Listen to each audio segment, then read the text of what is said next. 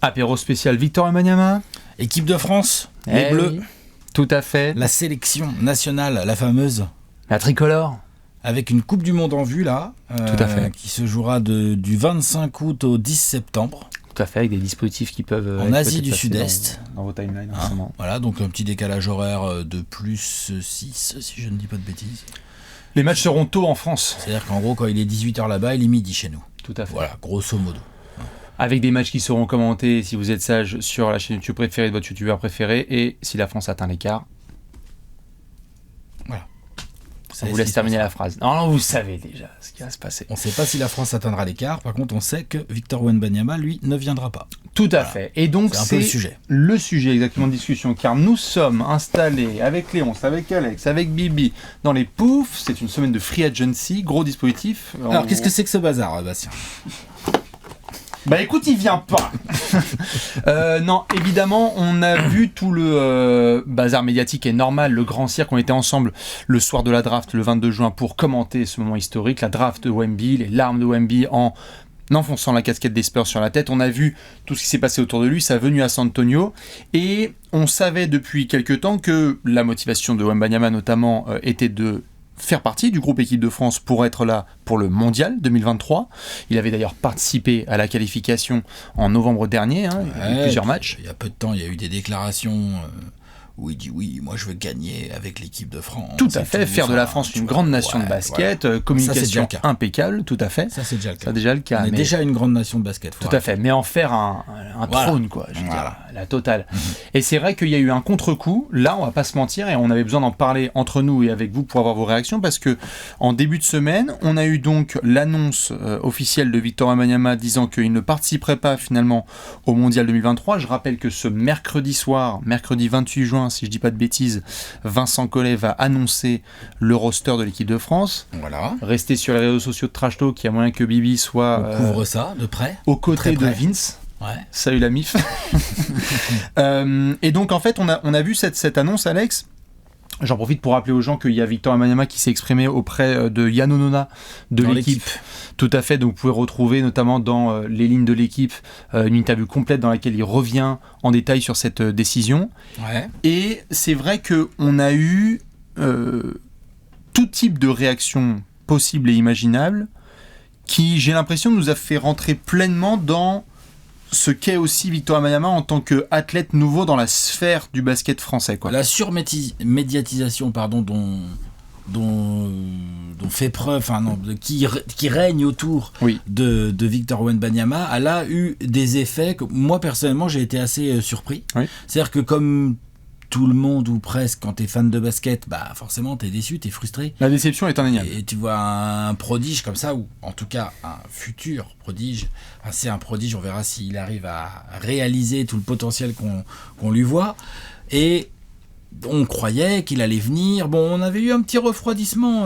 Rémi Reverchon-Bill l'a bien dit d'ailleurs quand il l'avait interviewé. Il avait bien senti que c'était distant par rapport au sujet bleu là à court terme. Ouais. Et donc il y avait eu un petit refroidissement. Mais c'est vrai que on s'attendait pas forcément à ce que ça tombe là comme ça, bim, un 26 juin. Bah non, il viendra pas en équipe de France. Oui, parce que l'annonce était mercredi. Donc. Et voilà, je pense que c'est ça qui a précipité la communication de Victor Wembanyama là-dessus.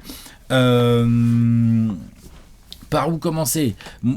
Déçu, frustré, c'est logique. Je pense que c'est le premier truc qu'on doit dire, ouais. La frustration, elle est normale. Elle est normale. Et puis voilà, c'est relou, quoi. Et d'ailleurs, elle est pas que dans... fort, et il vient pas jouer en équipe de France, c'est relou. Enfin, tu vois, genre... Et après, on va pouvoir discuter des raisons. Bien sûr. Et on va pouvoir notamment les comprendre. Mais bon, concrètement, si t'es juste factuel, bah c'est relou de pas avoir ce gars-là en équipe de France. C'est juste normal. Oui, bien sûr. Parlons en tant que fan de basket, de fan d'équipe de France et de fan tout court. Même nous, par exemple, qui nous préparons pour le mondial... On va être à fond derrière les Bleus, on va les encourager de malade parce que, comme tu l'as dit, on est quand même sur des saisons consécutives où les Bleus font des dingueries, donc on va être à fond la caisse. Ça fait des résultats en compétition. Hein. Mais forcément, on était en mode waouh, est-ce qu'on va pouvoir voir Wemby qu'on a vu un petit peu avec l'EDF en automne dernier, est-ce qu'on va pouvoir le voir sur le mondial ? Donc la déception, elle est là, la frustration est logique, mais d'ailleurs, elle n'est pas que chez le voisin, elle n'est pas que chez nous la frustration. Il le dit lui-même. Il y a quand même de la frustration aussi pour lui de devoir prendre cette décision parce que pour un gamin de 19 ans qui doit faire des choix après une saison aussi complète avec les choix qui ont été faits et avec tous les enjeux qui sont sur ses épaules, tu pourras pas satisfaire tout le monde en fait. Non, tu pourras pas. Il l'a assez bien expliqué, moi je trouve, dans l'équipe, là, il a plutôt expliqué son point de vue. Ce qui m'a gêné, c'est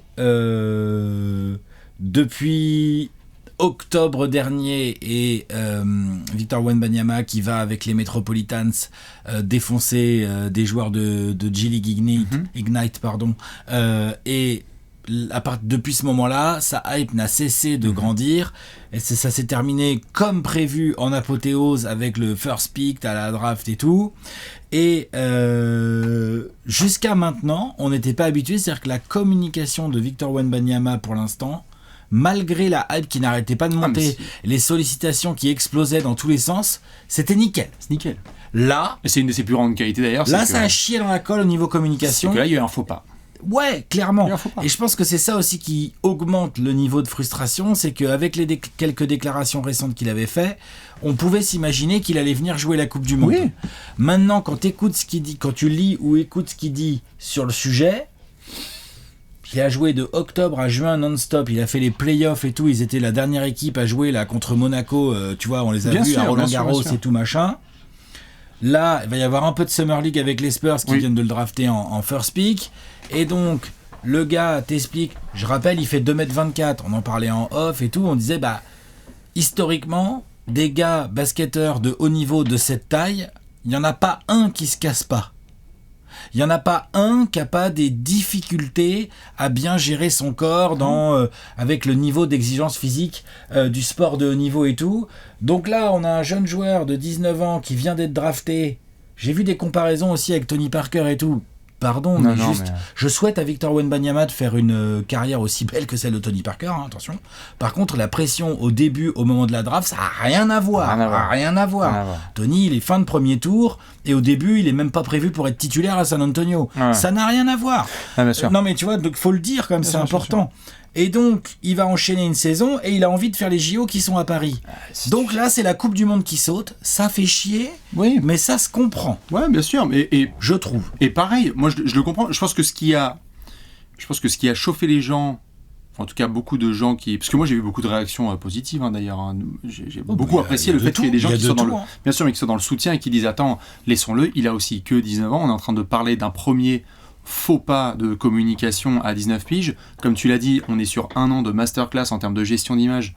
Il faut aussi qu'on comprenne et accepte que c'est un mec qu'on va avoir sur le long terme, on touche du bois. Je pense que les gens ont été un peu chauffés à la fois par cette histoire de, encore récemment, beaucoup de déclarations dans le sens de je serai au mondial et soudainement le changement. Et il y a eu beaucoup de... Et c'est à nous aussi de l'expliquer. Pourquoi est-ce que tu fais... la Summer League et pas le mondial. J'ai ma réponse là-dessus, mais c'est juste des avis qui ont pu avoir lieu. Évidemment, ça n'a rien à voir. Il faut qu'on aille plus profond que sur le simple axe. La Summer League ne compte pour rien et la France compte. C'est pas une question de savoir si Victor a envie de faire l'un ou l'autre. Si tu l'entends et si tu regardes ce qui se passe, il le dit à son agent, il l'a déjà dit avec les Spurs, il a envie de jouer un maximum de matchs possible. Mais il y a un moment où, comme il le dit lui-même, il a dit au niveau basket, mon programme sera d'une intensité inimaginable. Ce seront des épreuves que j'ai jamais connues. Mon but, c'est d'être présent pour l'équipe de France pendant les 10 ou 15 prochaines années, pas seulement en 2023. Et donc préparer mon corps à encaisser ce nombre de matchs, à affronter ses objectifs, notamment les JO à Paris, à la fin de la saison, c'est la meilleure option. Donc t'as quand même un gars qui ne pense pas juste à, comme tu l'as dit, 2m24 à tout de suite maintenant, parce qu'on a vu des gars se casser la gueule comme ça. C'est aussi un mec qui à un moment doit prendre une décision et se dire, ok, on va m'en vouloir. Et il a dit, je vous prie de m'excuser, quoi. C'est quand même un mec d'une humilité qui a dit, pardon, j'ai pris une décision là qui était pas facile, mais je vous abandonne pas. Enfin, je veux dire, il en a parlé, cette décision, il le dit qu'il la prend seul, mais il a parlé avec Vincent Collet, avec Boris Dio, avec Nico Batum, avec Rudy Gobert et avec Evan Fournier, entre autres. Ouais, et puis... le côté comparaison Summer League et compétition internationale n'a pas lieu d'être. En Summer League, on sait même pas, ça se trouve, il va jouer que 2 matchs et puis c'est bon. Et après, le timing n'est pas du tout le même. C'est pas du tout pareil de jouer début juillet et de se reposer et de faire de la préparation physique après pendant 2 mois en attendant les camps d'entraînement de NBA que de faire une compétition ultra énergivore et de haut niveau physique et tout à la fin août, début septembre. Ça a absolument rien à voir en termes de gestion de la préparation. Bien sûr. Et tous les joueurs le disent. tous les joueurs qui viennent faire des compétitions internationales. Au passage, il n'y a qu'à regarder le roster des Américains pour voir qu'il y a pas mal de joueurs qui vont faire l'impasse sur une telle compétition. Jokic, tu vois, on va voir. Enfin, on comprend, on peut comprendre en tout cas. Donc moi, ce qui m'a un peu saoulé dans les réactions négatives, c'était le côté genre attends, c'est bon, genre déjà il y a des gens qui ont sous-entendu que c'était les Spurs qui l'empêchaient d'aller à la Coupe du Monde. Peut-être que c'est le cas, mais il n'y en a aucun. En tout cas, c'est pas ce qu'a dit Victor Wembanyama. Non, et il n'y a pas de preuve, entre guillemets, si j'ose dire ainsi, de ça. Bien sûr, mais c'est parce qu'ils ont. Tout à fait, ils ont fait le. Je me permets la parenthèse, la plupart des gens qui ont réagi là-dessus ont fait le tissage qui était facile de se dire lundi, il dit qu'il va faire l'équipe de France. Jeudi, il y a la draft. Samedi, il y a une photo virale de Wemby qui dîne avec Manu extraordinaire, la photo avec Duncan, Ginobili, Sean Elliott et David Robinson, qu'il a discuté avec Pop. Et le lundi, il annonce que. Donc je pense qu'il y a des gens qui ont fait un tissage, un amalgame, totalement. Des conclusions hâtives. De se dire. C'est ce que c'est, nous, les conclusions hâtives. Tout à fait, c'est même notre fonds de commerce. Voilà. Et des gens qui ont pu se dire, en fait, non, il a pris des pressions de la part des Spurs. On n'en sait rien. Moi, je ne pense pas à titre perso, parce que même si en effet on n'en sait rien, moi j'ai l'impression que c'est un gars qui a suffisamment bien anticipé tout ce qu'il a envie de faire pour en parler avec le staff, que lorsqu'il parle déjà de Summer League, Pop est le premier à parler du fait qu'ils vont essayer de respecter sa demande de vouloir jouer certains matchs, mais qu'ils vont aussi lui apprendre à ménager son corps, etc. Donc tu peux pas dire, ça y est, il a traversé l'Atlantique, il était bien comme il faut en France, il est dans les mains des Américains, on le perd pour la France. Et je trouve que ce raccourci-là, il est dangereux. Non, c'est très dangereux, c'est même pas réaliste. Enfin, c'est vraiment râler pour râler. Et puis après, il y avait le côté, genre, comme si tout numéro 1 de draft qu'il est, il a des choix à faire qui impliquent pas mal de personnes autour de lui. Et j'ai vu il y a beaucoup le côté, genre... il a le statut déjà, on dirait que c'est déjà une superstar qui a tout prouvé et qui pourrait demander n'importe quoi à sa franchise. Bah non. Non, ni à l'équipe de France ni à sa franchise. Et enfin, l'autre point que j'ai trouvé finalement assez peu légitime et pas cool vis-à-vis du reste de l'équipe, c'est effectivement... Ça aurait été bien qu'il fasse la Coupe du Monde pour avoir du vécu collectif avec des mecs comme Gobert. Bon, Gobert a confirmé qu'il venait, mais à l'époque, c'était pas encore sûr. Ou avec Evan Fournier, Nando De Colo, Nico Batum. Enfin, avec les mecs qui ont tous 10, 15 ans de plus que Victor et qui vont composer l'équipe de France de la Coupe du Monde, des JO, pardon, avec lui, probablement, tu vois. Oui, ça c'est vrai pour le vécu collectif. Par contre, il y a eu des compétitions où des gros joueurs ne venaient pas. Nicolas Batum n'a pas fait le dernier Euro, par exemple. Bien sûr. Tu vois, alors qu'il avait été monstrueux au JO. Et on a tous compris. On a tous dit oui. Exténué, beaucoup donné à l'équipe de France et tout. Voilà. Tony Parker, ça lui est arrivé. Thomas Hurtel. Le mondial 2014. Le shoot de Thomas Hurtel, bien sûr. Il n'y a pas Tony, il vient pas. Et tout le monde comprend. Le mec vient d'être champion NBA et tout. Il a fait une saison de taré et tout. Là, on a un jeune joueur. Et on est déjà en train de juger son investissement vis-à-vis de l'équipe de France un peu vite, je trouve. Je suis d'accord. Je trouve un peu vite. Mais c'est ça qui est... Ça me dérange. Et je suis pareil. C'est juste que je trouve ça limite bien qu'on ait un brouillon là en fin juin, c'est-à-dire 3 jours après sa draft quand même. C'est quand même... C'est tôt. Parce que faut comprendre qu'on va rentrer dans un univers qu'on n'a pas connu jusqu'ici dans le basket. Et on va voir d'ailleurs dans les sports d'une manière générale, mais en tout cas dans le basket, on a un athlète français qui débarque comme une superstar. On n'a pas connu ça. On a eu que des gars qui ont été formés et qui sont arrivés bien comme il faut, et ils ont été intégrés. C'était fort de leur part en termes de taf. Ils n'avaient pas le même statut. Mais ils n'avaient pas du tout le même statut. Et donc nous, déjà de base... Rien à voir. Déjà qu'en tant que pays, parfois on a un peu du mal avec le complexe superstar, ce qui n'est pas tout à fait pareil avec d'autres nations, mais ça c'est un autre sujet. Si on réagit comme ça là maintenant, ou si certains peuvent réagir comme ça, je pense que les gens ne sont pas prêts pour le bordel que ça va être pour ces saisons NBA. C'est-à-dire que là, on va arriver en octobre, en novembre. C'est quoi en octobre? Alors s'il fait un match à 12 points, 6 rebonds, on va dire ah bah voilà, je lui avais dit c'est un bust. Enfin, tu vois, Et tu sais quoi, ça fera partie du truc, mais il va falloir doser un petit peu. Un peu, parce que là, quand même, le mec vient de faire une saison de championnat avec les playoffs. Il parle de faire la Summer League. Il y a une saison régulière de NBA. On sait à quel point les saisons régulières de NBA sont usantes. Ah, c'est taxant. Je sais pas, on verra où on met les Spurs et tout. On verra, peut-être ils feront pas de playoff. Enfin, tu vois, doucement. La preview sera en octobre. Voilà, mais en tout cas, il y aura des JO. Donc, il a déjà un programme extrêmement chargé. J'ai envie de dire, c'est partie remise. On est tous frustrés et déçus, mais peut-être ne pas extrapoler tout de suite trop vite. Tout à fait. Tu vois, pas tout de suite se projeter, surtout qu'en plus, comme tu l'as très bien dit, je veux dire, on connaît pas le cas. Je veux dire, Nicolas Batum, quand il arrive en NBA, c'est un grand espoir français, jeune et tout. Qui se font dans le collectif des il n'y a Blazers. pas du tout Portland qui lui dit tiens, c'est ta franchise. Ah, les clés. Tony non plus. Non. Rudy, il est arrivé entre guillemets par la petite porte. Tout à Evan fait. aussi. Bien sûr. Evan aussi, tu vois, Et donc Kylian, ça n'a Sekou, rien à voir en Joachim, termes de bien sûr. parcours et tout. Bien sûr. Donc il faut aussi prendre ça en compte. Alors ça fait chier parce que par contre le mec est super fort et effectivement du coup de fait on a une équipe qui est moins forte pour la Coupe du Monde 2023. Tu vois, Ouais, elle est mais juste par moins contre, forte, on c'est continue juste à avoir normal. des cracks, quoi. Non mais attends, exactement, et c'est là où je voulais en venir. L'équipe est moins forte, mais pardon, on oublie ces mecs qui sont allés en finale des JO. Je sais pas, on a vice-champion olympique en aussi, finale des JO, ouais. en finale de l'Euro. On a de quoi jouer, hein. Genre qu'on se comprenne. La frustration, elle est réelle. Et on n'est pas en train de défendre Wemby coûte que coûte en mode non, on l'a dit d'entrée, sur la com, il y a eu un faux pas. Moi, je veux bien qu'il fasse des faux pas à 19 piges, qu'il apprenne, etc. Et surtout quand il prend que quelques heures pour ensuite s'excuser. Mais là, demain, il va y avoir l'annonce de l'EDF. Et nous, on va être derrière, on va être comme des tarés. T'auras le même t-shirt, genre le même maillot. Alors, allez, on s'est à la prod, on va être en mode les bleus, on va hurler comme jamais. Et il faudra faire avec, en fait. Ouais. Et ce sera génial d'avoir aussi Wemby qui débarque. Pas comme une fleur tranquille pour les Jeux 2024, parce que ça va être aussi un sacré gros test pour lui. Mais en fait, derrière, comme il le dit, on parle de plusieurs années, en fait. On parle de plusieurs années avec ce gars. Donc, moi, je voulais juste te poser une question, parce que je pense que ça fait partie des débats sur Vincent Collet. Parce qu'en fait, c'est un gars qui l'a eu toute l'année, quand même, au Mets, en tant que coach.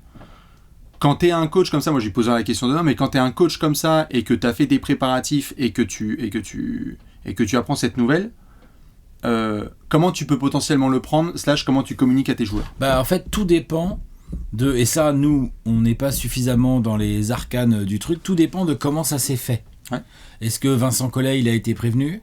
Est-ce que, comme il le dit, Victor Wembanyama, il y a eu des discussions avec le sélectionneur, les joueurs cadres de l'équipe et tout, avant de prendre cette décision, tu vois, est-ce qu'il a mis tout le monde devant le fait accompli et il leur a dit c'est comme ça et c'est pas autrement, tu vois. C'est pas du tout la même ambiance. Bien sûr. Nous nous sommes réunis hier, samedi, par téléphone avec Vincent Collet, Nico Batum, Rudy Gobert, Evan Fournier et Boris Dio.